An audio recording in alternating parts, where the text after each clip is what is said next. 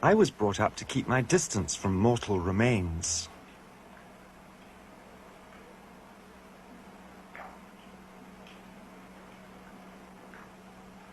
But not the Toraja.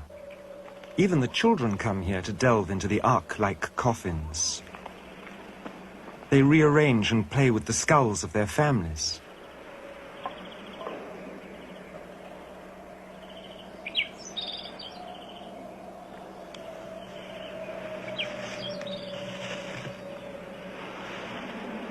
Lowland pirate tribes would raid these caves for treasure, so the Toraja took to hollowing out vaults in the high cliff faces and balconies which they lined with totem effigies of their dead, carved in their likeness.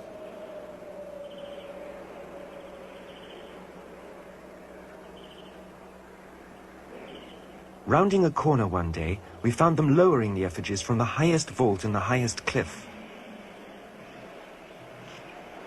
They were cleaning and redressing them for the death rites of the last king of the tribe.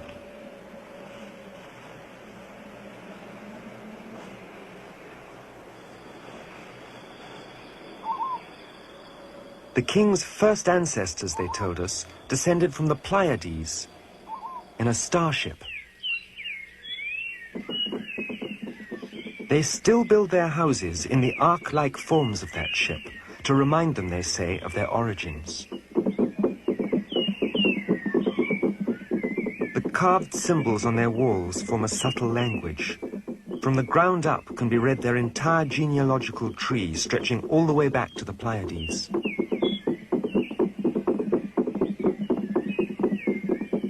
Across the fields, an entire ceremonial village is being built, just for this occasion, to house the thousands of funeral guests.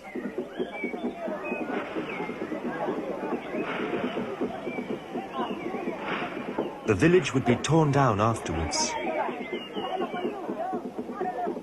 This is the house of Lasso Rinding Puang Sanggala, last king of the Toraja. He had died 4 years before our arrival, and his body had been lying here at home ever since, while the tribe prepared for his send-off.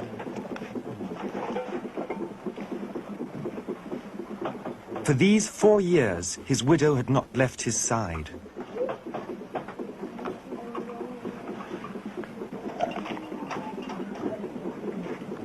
Wrapped in rich textiles, his corpse had long since desiccated, and only the faintest odor of death remained.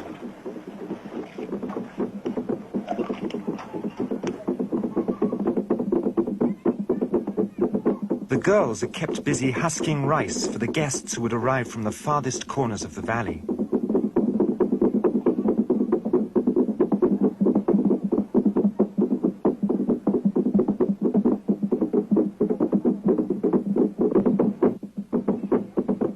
The rhythm they use is unique to the occasion, an invitation to a feast, the music of death. And the guests arrive. They bring gifts of rice, palm wine, and sacrificial offerings of pigs and water buffalo.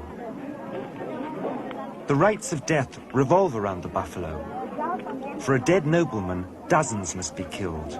For the last king, hundreds. This buffalo's never seen a white man before.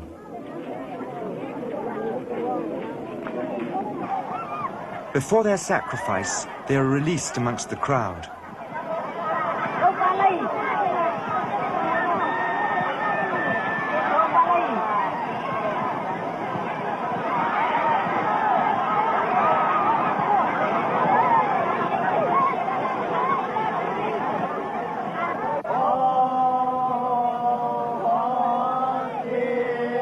The ceremonial village vibrated to the mabadong, the hypnotic tones which take them into trance.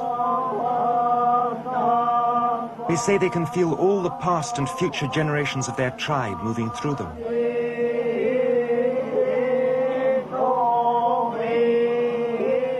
Day and night, for a whole month, they chanted.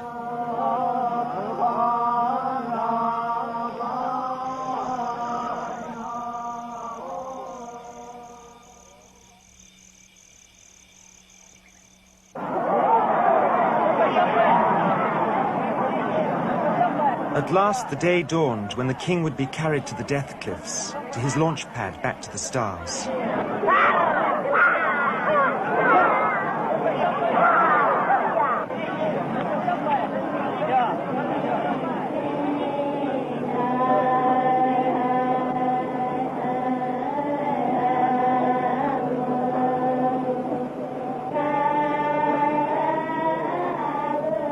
The watches are empty jewelry. None of them work. This was the day the really important guests arrived. The delegation sent by the Queen of Lu was headed by her grandson.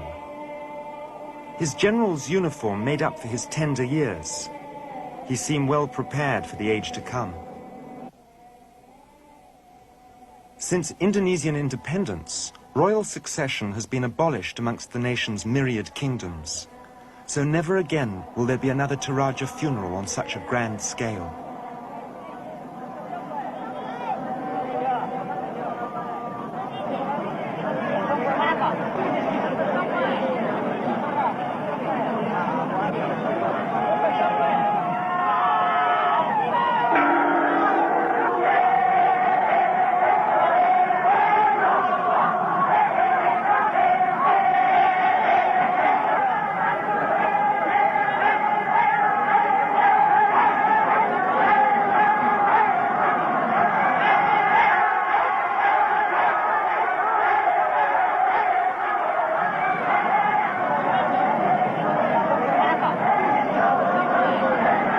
The king's effigy is ready for its journey to the death cliffs.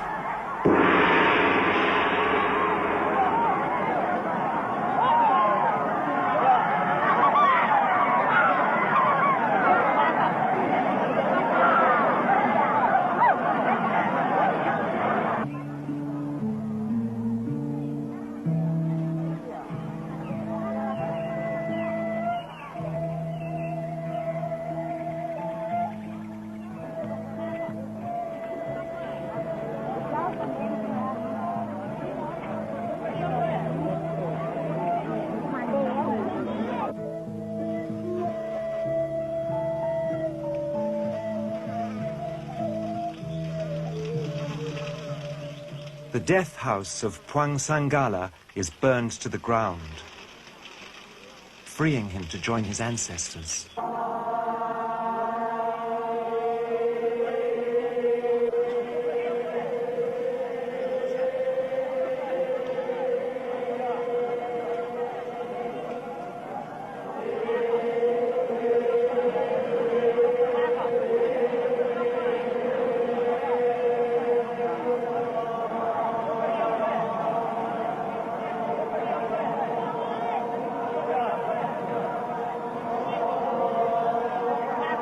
The dynasty of the Toraja star children was ended, with the last king of the tribe making his long journey back to his home in the stars.